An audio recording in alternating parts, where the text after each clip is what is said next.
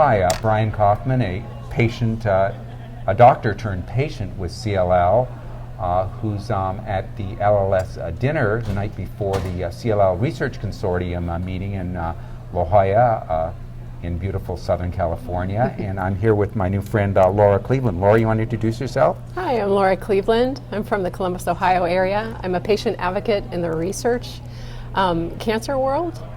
So what does a patient advocate do? And tell us a little bit about your journey to become a patient advocate. So there's lots of different hats that a patient advocate can wear. There are advocates who work with research and protocols. That's the kind of thing that I do. Interface with the docs a lot, give the patient perspective on maybe logistics of a particular trial. There's also advocates who work legislatively. There's advocates who raise money. But I mostly am in that realm in the world of research advocacy. And how did you get involved in that? Tell us a little bit about your personal story, if you don't mind. So this has kind of come full circle. It's interesting because in I think it was 2002, from the ACOR list. Right, the American Cancer Online Resource. Yeah, Thank you. Yeah. There were people getting together in different regions of the country, and I said, let's do a Midwest one.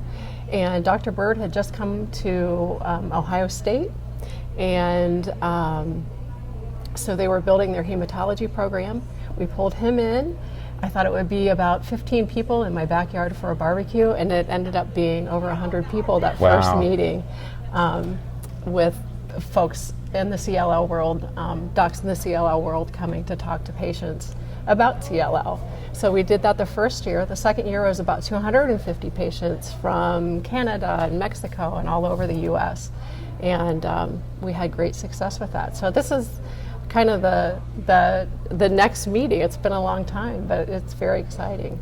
So when you're sitting, so I picture you're sitting in a room around a board table, that kind of thing, and there's physicians there. Are you usually the only patients that's there? And what kind of things are you trying to get across to the researchers and physicians in trial design and trial logistics? What do you see as the big issues that you've got to protect your fellow patients for? Right.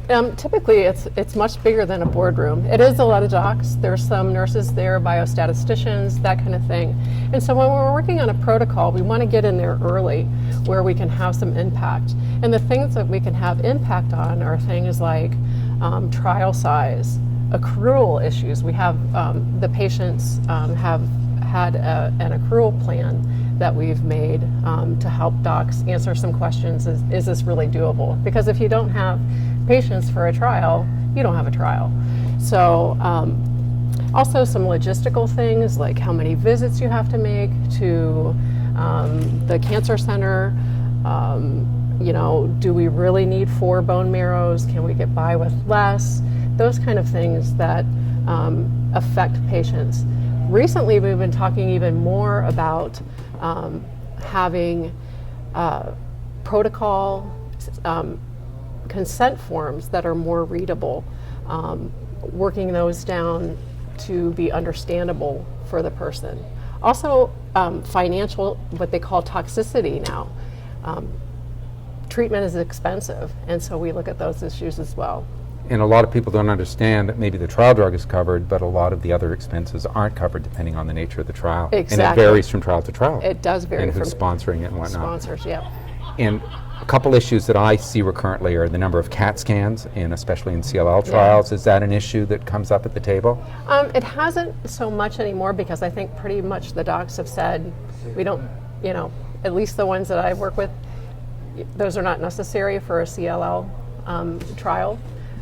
That's a big change. That's a big success, change. Yes, yeah. Yes. And what about crossover? That was a huge issue, and of course Susan O'Brien had that article on equipoise that I think we all know about. So patient advocates in the research world also talk about adaptive trial design as well. Could this be done a different way? Should we have crossovers? Should we not?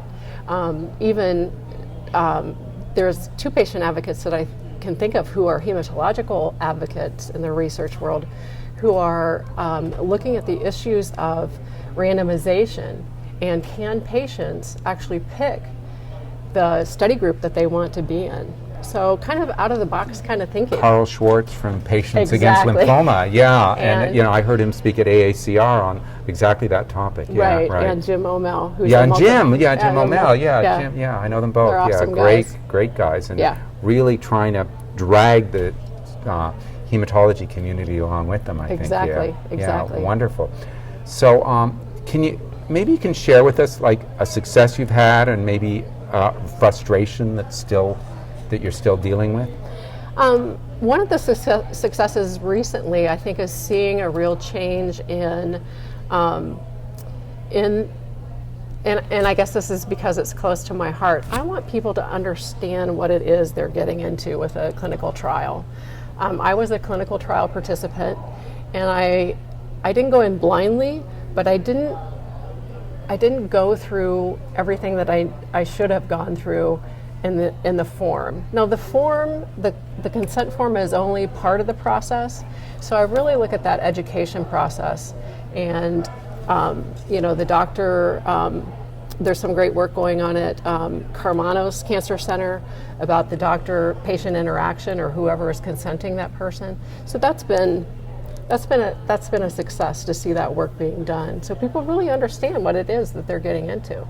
And what challenges do you still have on the table there that you need to take care of that maybe we can get some help with here? Yeah, so when I train new advocates in the research world, and one of the things that I tell them, you have to look at this as anything that happens very, very slowly.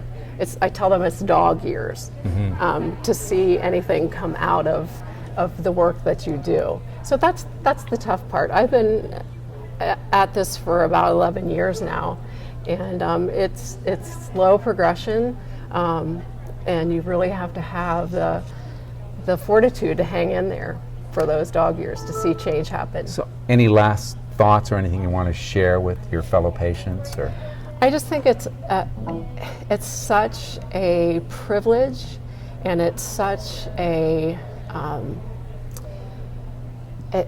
it's just a blessing for me to be able to represent patients in this way, and I love the work. I have a big heart for the work, and I just I'm thrilled to be able to do this.